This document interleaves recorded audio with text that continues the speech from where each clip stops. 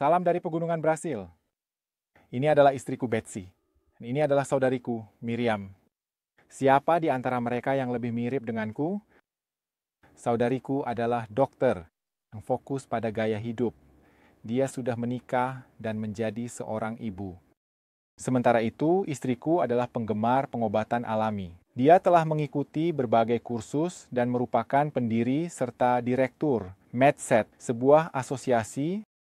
Anak perempuan kami, Daniela, yang berusia 12 tahun. Kan kalian kenal sebentar lagi? Halo, teman-teman. Kami sangat bahagia. Kami berbicara bahasa Portugis.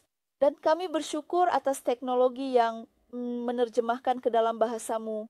Kami sangat bersyukur bisa berbagi tentang topik yang telah membawa banyak kesejahteraan fisik, tetapi juga kebahagiaan dan kedamaian jiwa.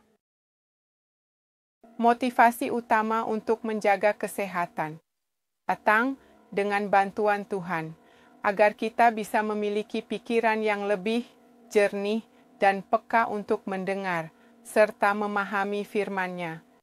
Tuhan telah memberikan kami sebuah panduan kesehatan yang rinci melalui inspirasi dalam firman-Nya dan melalui buku Ellen White yang akan kami cantumkan di deskripsi video ini. Kami merekomendasikan kepada semua yang mencari penyembuhan fisik, mental, dan spiritual. 8 obat alami dari Tuhan adalah nutrisi, olahraga, air, matahari, pengendalian diri, udara segar, istirahat, dan kepercayaan kepada Tuhan. Nutrisi. Jadi Miriam, silakan bicarakan tentang prinsip-prinsip nutrisi. Terlepas dari budaya dan kebiasaan makan spesifik di setiap negara, kamu bisa menyesuaikan, memodifikasi, atau menghentikan apapun yang merugikan. Dan satu saran, jangan lakukan perubahan yang drastis terhadap keluarga. Mintalah kepada Tuhan untuk memberikan kebijaksanaan, agar kalian bisa memiliki pengalaman yang positif dan kenangan yang memotivasi. Cobalah beberapa resep dan secara bertahap perkenalkan konsep-konsep baru. Beberapa prinsip dasar. Kejadian 1:29 memberikan kita menu yang sempurna, segar dari tangan Sang Pencipta. Sebelum bahkan makanan pertama Adam dan Hawa, buah-buahan, biji-bijian, biji kacang-kacangan, lebih jauh, sayuran dan umbi-umbian diperkenalkan.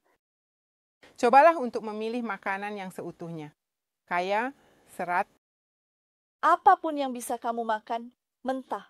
Usahakan untuk memakannya mentah.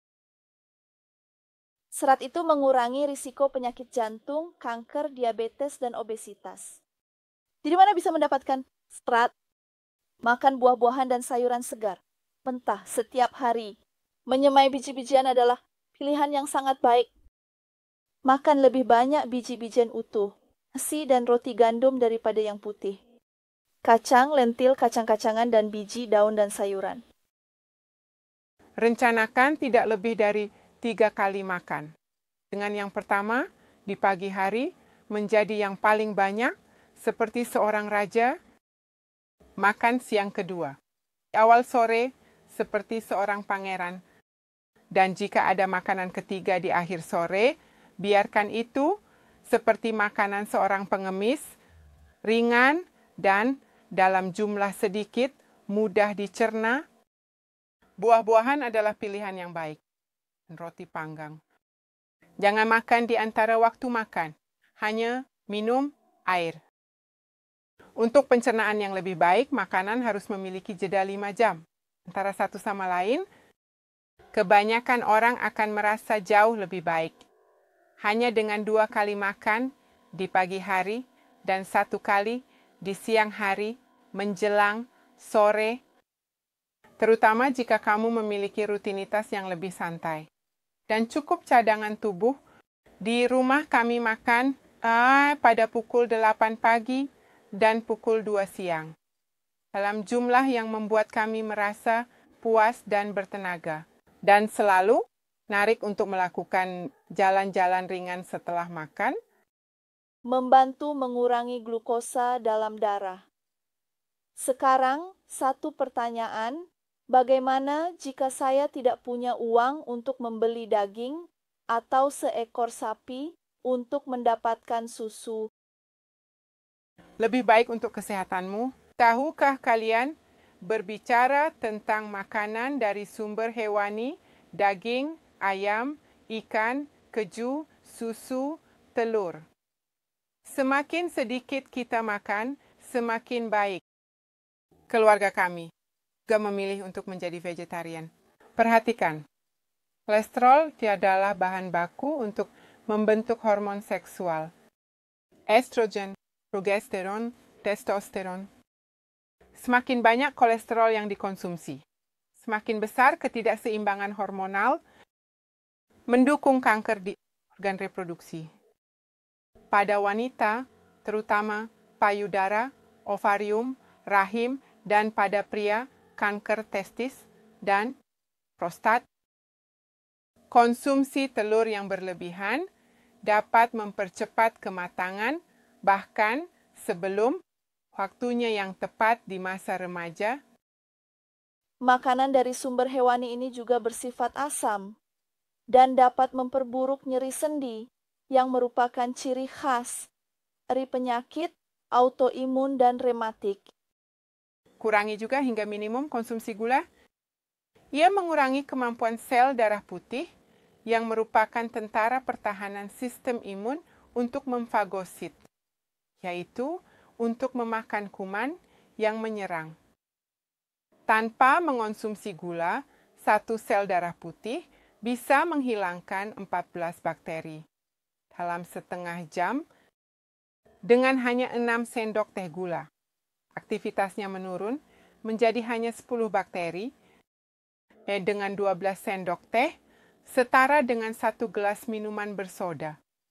Hanya 5,5 bakteri yang dapat ditangkap dalam 30 menit. Dengan 24 sendok teh, 1 es krim, harapannya adalah 1 sel darah putih hanya bisa menghilangkan 1 bakteri. Jadi, kita bisa menyimpulkan bahwa orang-orang yang mengonsumsi sedikit gula memiliki insiden penyakit, infeksi yang lebih rendah. Latihan. Contoh yang sangat baik dari latihan yang dilakukan dengan baik adalah suami saya. Dia suka melakukan pekerjaan fisik. Setelah dia belajar di Senieria di Swiss, datang ke Brasil dan sekarang menanam banyak pohon pisang.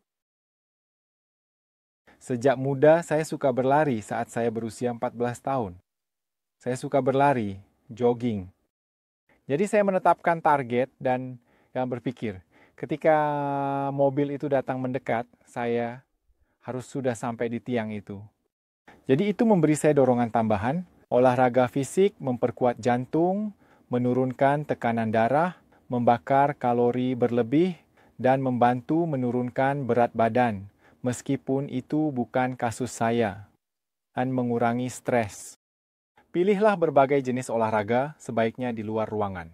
Di bawah sinar matahari, mulailah perlahan dan tingkatkan secara bertahap, tapi harus dilakukan secara teratur setidaknya 30 menit setiap hari.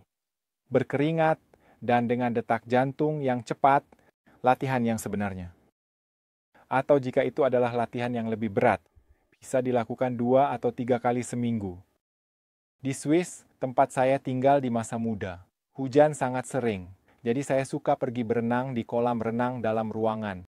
Tapi di luar ruangan, di bawah sinar matahari, di kebun, dan terlibat dalam aktivitas yang bermanfaat itu sangat memuaskan. Kita bisa memetik buah yang baik. Juga baik untuk berjalan. Setelah makan, karena itu membantu makanan lebih mudah dicerna. Terima kasih Daniel. Setelah aktivitas yang vigor, tubuh meminta air.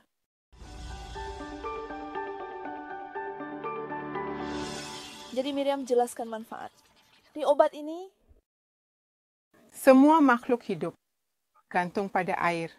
Setiap fungsi tubuh dilakukan dalam keadaan cair. Air dibutuhkan oleh pernapasan kita. Saat kita menghembuskan napas dan melalui urin dan harus diganti. Seringkali masalah umum seperti sakit kepala, sembelit, dan beberapa masalah punggung bisa diatasi hanya dengan minum cukup air. Urin yang jernih dan tidak berbau adalah indikator yang baik apakah kita sudah minum cukup. Untuk orang dewasa, 2 liter per hari adalah minimum. Baru-baru ini, saya meningkatkan asupan saya menjadi 3 liter. Dan itu harus diminum setelah 2 jam dari makan hingga setengah jam sebelum makan berikutnya. Saya suka rutinitas ini. Segera setelah bangun hingga setengah jam sebelum sarapan, rencanakan untuk minum 2 hingga 4 gelas air antara sarapan dan makan siang. Minumlah 2 hingga 4 gelas. Dan 2 jam setelah makan siang, mulai minum lagi. Coba hitung gelas terakhir agar jauh sebelum tidur, supaya tidak terbangun. Terlalu sering di malam hari. Dan penggunaan air dingin luar, Miriam. Saya rasa ini adalah tema yang kamu suka, air dingin. Ya, tapi setelah beberapa menit mandi dengan air yang sangat hangat, akhirnya mandi setiap hari sebisa mungkin. Sangat menyegarkan, dan saya suka mendorong mandi kontras dengan beberapa pergantian air panas 2 hingga 3 menit dan dingin yang lebih singkat setengah hingga 1 menit. Kami juga telah melakukan ini setiap hari dengan putri kami sejak dia baru lahir, dan itu sangat membantu memperkuat sistem kekebalan tubuh. Dalam keseharian kita terbatas pada pergantian panas dan dingin. Tapi pada tanda pertama infeksi, kita meningkatkan pergantian. Lakukan gosokan pada tubuh dengan minyak nabati, terutama di daerah punggung bawah. Stimulasi mekanis. Ini melepaskan hormon kebahagiaan. Lu salah, Daniela.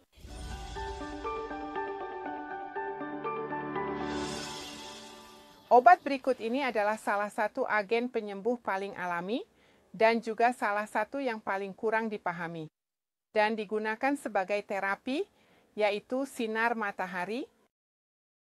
Keponakanku Daniela, ceritakan kepada kami manfaat dari obat ini.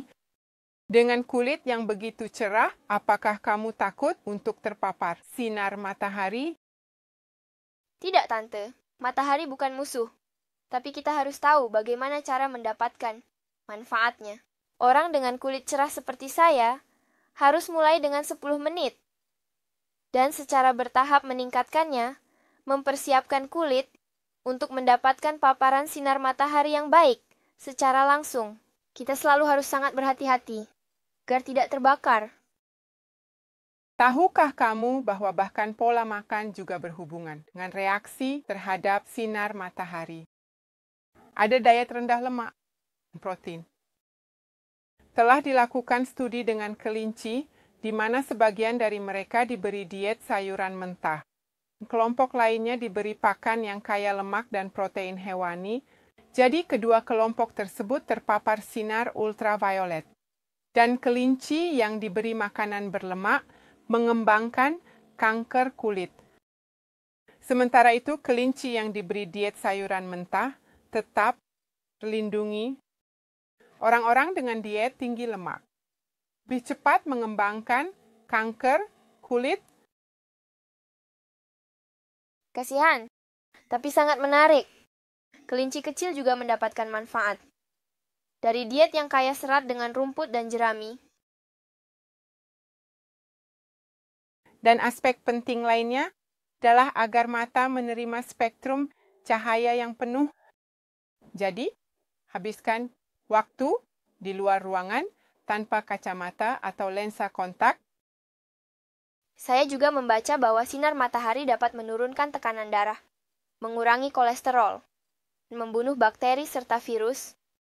Dan mungkin yang paling banyak dibicarakan belakangan ini adalah bahwa itu mengubah kolesterol, tepat di bawah kulit menjadi vitamin D. Dan hari ini, sebagian besar orang kekurangan vitamin D. Ya, vitamin ini memperkuat tulang, membantu mencegah diabetes, kanker, penyakit jantung, dan meningkatkan kekebalan tubuh kita. Karena dengan paparan sinar matahari, jumlah sel darah putih yang merupakan tentara pertahanan meningkat dan membunuh virus serta bakteri. Dan itu adalah obat yang hebat untuk melawan depresi. Sekarang kita akan membahas tema lain, obat lainnya, yaitu pengendalian diri.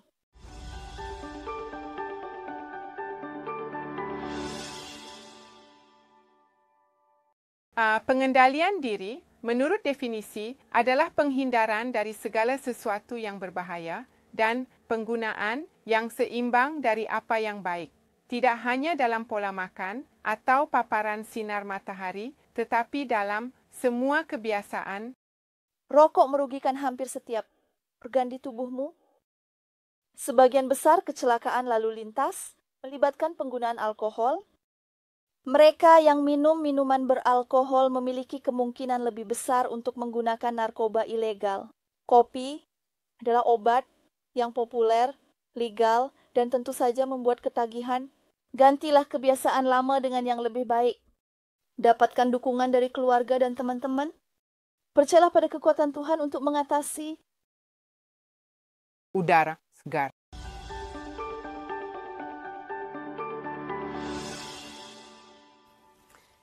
Kita bisa hidup berminggu-minggu tanpa makanan. Hari-hari tanpa air, tapi hanya beberapa menit tanpa udara, tanpa oksigen. Betsy, pasti kamu sudah melakukan latihan pernapasan. Untuk bermain flute, Tuhan telah memberkati kita dengan begitu banyak. Udara segar di sini, di pegunungan. Ini menghidupkan darah, merelaksasi pikiran, membunuh kuman, dan membantu membersihkan paru-paru. Bernapaslah melalui hidung. Jangan merokok dan hindari berada di tempat yang memiliki udara tercemar. Jaga tubuhmu, tetap tegak. Dan jaga posisi kamu di kursi. Jangan membungkuk. Biarkan jendela kamarmu terbuka. Manfaat pernapasan dalam santai tubuhmu. Beri oksigen pada otak untuk berpikir dengan jelas, membantu mencegah infeksi pernapasan, dan memicu tidur yang nyenyak. Ketika kamu merasa mulai pilek, coba bernapas dalam-dalam selama 10 menit, sampai kulit wajah dan tanganmu terasa kesemutan. Oksigen adalah sekutu sistem kekebalan tubuh. Sekali seminggu, letakkan spray kamu di bawah sinar matahari selama beberapa jam, atau seharian. Istirahat.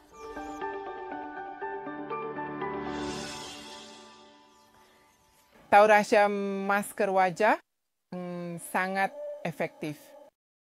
Tuliskan malam yang baik untuk tidur. Apalagi Daniela. Kamu tidak perlu berbaring dan tidur untuk bisa beristirahat. Hanya dengan mengubah rutinitas melakukan sesuatu yang berbeda. Dari aktivitas sebelumnya sudah bisa membantu relaksasi. Jadi mengangkat batu setelah pelajaran matematika yang berat itu santai. Tepat sekali. Setelah mengangkat batu, kamu bisa beristirahat dengan membaca buku. Jadi, berganti antara kerja fisik dan mental adalah salah satu cara. Juga berjalan-jalan menikmati keindahan hutan setelah stres yang intens. Terapkan itu, Daniela, dalam rutinitas belajarmu. Ambil jeda, jalan-jalan, minum air, dapatkan sinar matahari dan udara, dan konsentrasi, serta ingatanmu akan segar kembali. Sekarang tentang tidur malam. Ada beberapa rekomendasi. Tidurlah 7 hingga 8 jam setiap malam. Penting untuk berbaring. Setelah perutmu sudah selesai mencerna. Makanlah lebih awal sekitar 2 hingga 3 jam sebelum tidur. Dan makanan yang ringan. Dan juga Tidur itu paling nyenyak di malam hari, ketika sebelumnya dilakukan aktivitas fisik. Mereka yang melatih otot di siang hari, tidur nyenyak di malam hari. Orang bijak Salomo bilang, manisnya tidur orang yang bekerja. Mau makan sedikit, mau makan banyak. Namun kelimpahan orang kaya tidak membuatnya bisa tidur. Juga, memiliki hati yang tenang dan berdamai dengan semua orang. Menarik bagaimana semua obat saling terhubung. Tidak ada alkohol, rokok, dan kafein. Buka jendela dan biarkan udara segar masuk. Di pengaturan ponsel atau aplikasi kamu, buat layarnya lebih kemerahan yang bisa mengurangi jumlah cahaya biru. Semakin sedikit kamu menggunakan ponsel atau layar lain sebelum tidur, semakin baik. Baca Alkitab selama 20 menit sebelum tidur, karena itu bisa mencegah mimpi buruk. Redupkan lampu di kamarmu, terutama yang berwarna putih dan biru. Mintalah kepada Tuhan, agar tidurmu nyenyak. Tidur, baik itu penting. Meningkatkan kelincahan dan kreativitas di siang hari, mengurangi risiko kecelakaan lalu lintas. Meningkatkan kemampuan untuk belajar dan mengingat apa yang telah dipelajari. Dan meningkatkan kemampuan untuk menghadapi rasa sakit. Sangat penting untuk memiliki 1 hari istirahat dalam seminggu. Dan sangat membantu untuk memiliki periode liburan tahunan. Ayo datang berkunjung lagi saat liburan, Daniela. Rencananya sudah ada. Percaya kepada Tuhan.